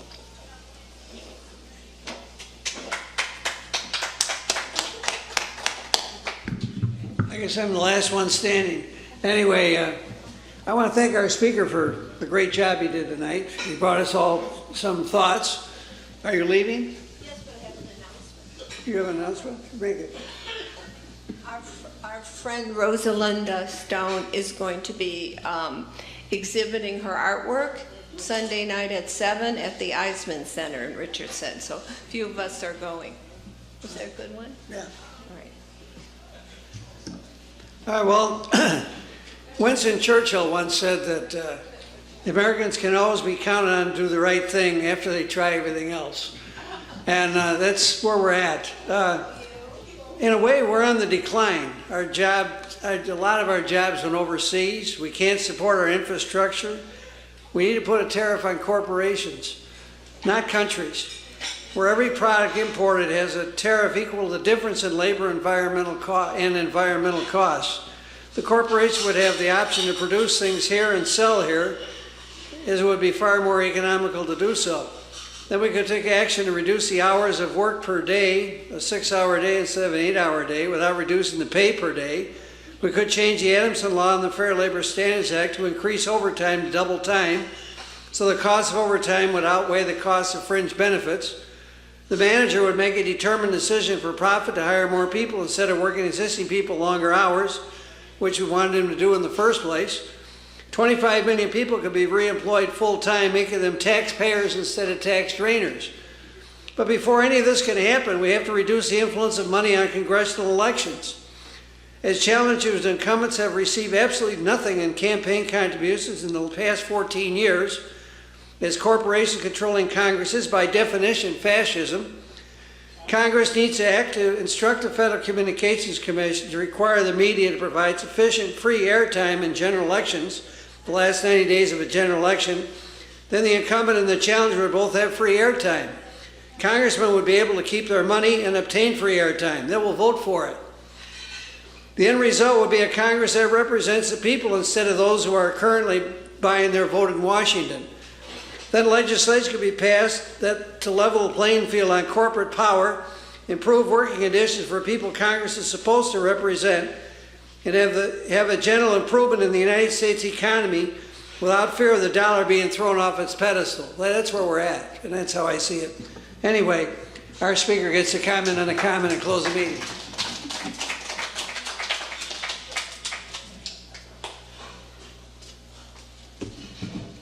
I'm going to take the minimum wage one first. If the minimum wage increase was to $10.10 an hour, everybody in this country who earns $10.09 per hour or less will get a raise. Except me. Why? Because I work for myself. So, I don't get any minimum wage. well, but you're going to have more customers with more money, right? That's a good theory. Well, it's not a theory. It's a fact, because GDP growth rates go up, and here it is, and unemployment rates go down. That's a fact. Now, what happened to the steel industry? Let me tell you what happened to the steel industry.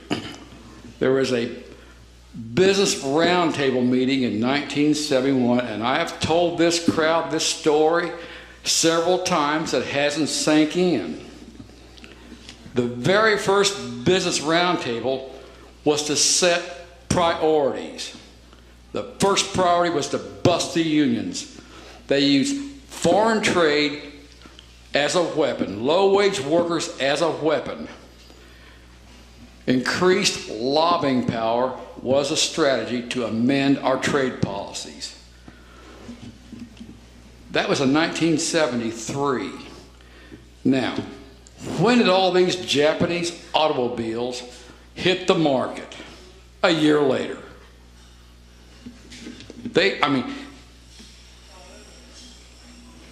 Foreign trade is why we can't compete in this country anymore. By the way, we've got a very efficient steel industry, but we cannot compete with low-wage workers in foreign countries who are desperate. All we have to do is change our trade policies to where if you want access to our market, you've got to allow unions to collective bargaining. That's it. And place no restrictions on our goods. You do that, we can compete with any country in the world. But if we don't place any conditions, then the industries are going to have to go overseas whether they want to or not in order to compete. Again, there's enough information in this book to prove what I'm saying.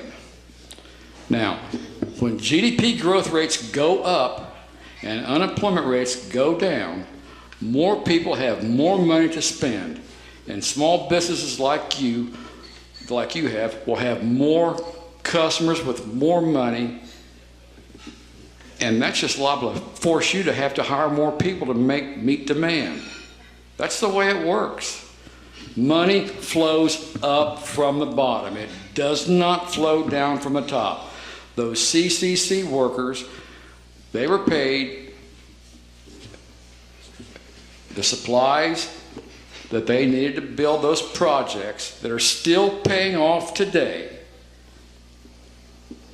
They went to small business people that supplied the supplies. They bought those supplies from bigger corporations. That's the way it works, folks. This supply-side economic theory is nothing more than a smokescreen for low taxes for the rich and less regulations. That's it. Period.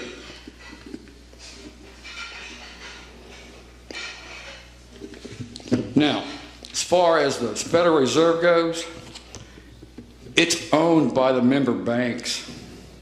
They're the ones that own the stock in it. They're the only ones allowed to own the stock in it. If we didn't have the Federal Reserve in the late 70s, inflation was getting out of hand. Their policies wrung inflation out of the economy by raising interest rates. It caused a severe recession, but it did wring inflation out of the economy. And when inflation became under control, they lowered the rates, and the economy picked up where it left off. And President Reagan got the credit for it.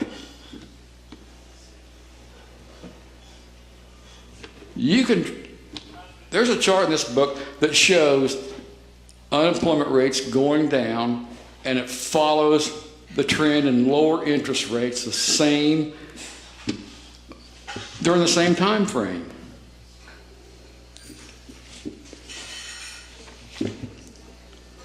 That's all the comments I have. Now, I wish I had more time to talk about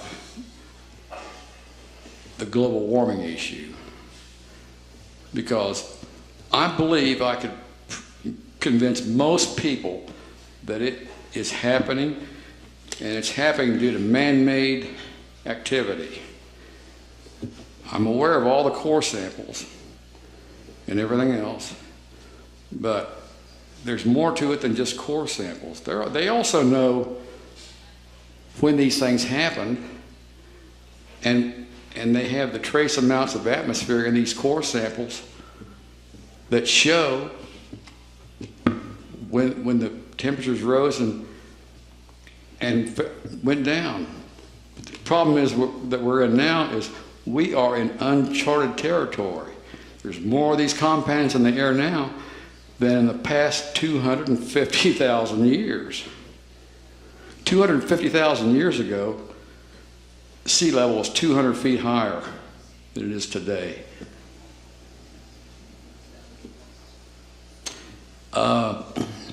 You might want to invest in boat companies and real estate that's about 200 feet higher than the sea level, you know. Back then, it was much, much warmer. I know. It's cyclical. It's cyclical because of changes in the atmospheric compounds. It's because of solar No. activity. No. Al, One volcano puts out much more than 200 does. well, Estimates are that all of humanity puts out 2% of the total CO2 in the atmosphere. tell you what, I'll make the same challenge to you. You bring your information, I'll bring mine. We'll have a debate and we'll let the people decide.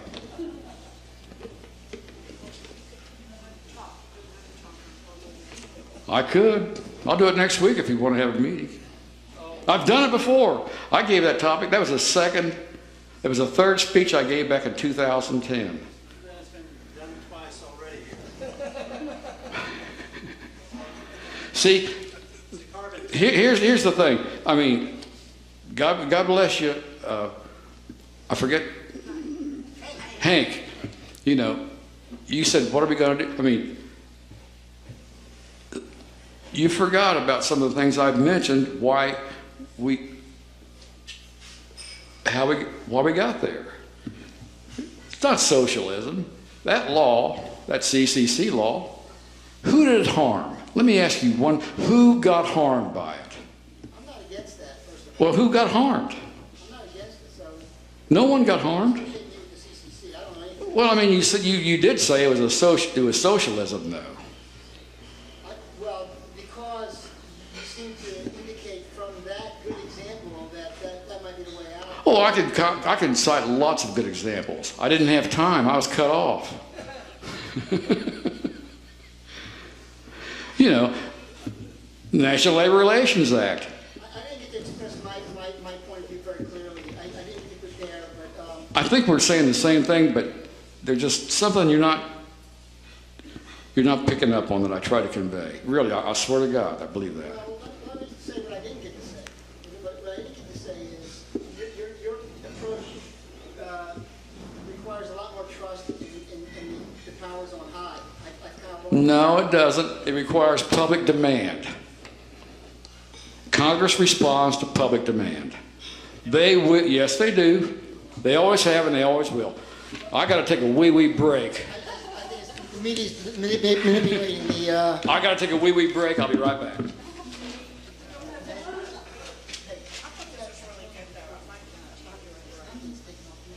We're almost out of time, Jim. I know, but this is so good.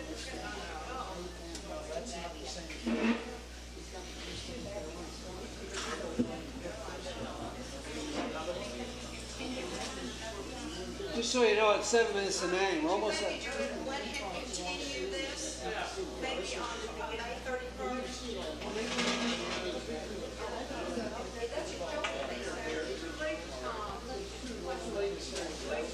I know we gotta go, but have him do it after. Let's get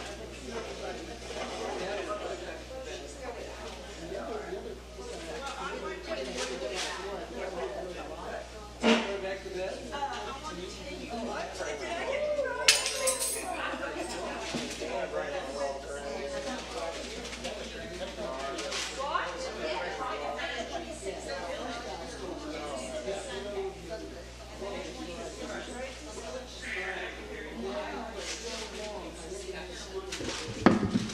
We're gonna have to call it quits because it's too late, you know. It's 5 to 9 now, so they want us out of here in 5 minutes, just so you know. So see you. We won't be meeting now until May 31st. Remember that. This is William, your videographer from Two Hats Publishing. I hope you enjoyed this video. If you like it, please leave comments below, or like us, or follow us, and get notices of all our videos. We love it, even when you call. So when visiting the Barbeck's restaurant, tell them you want your reservation to the next College and Complex class.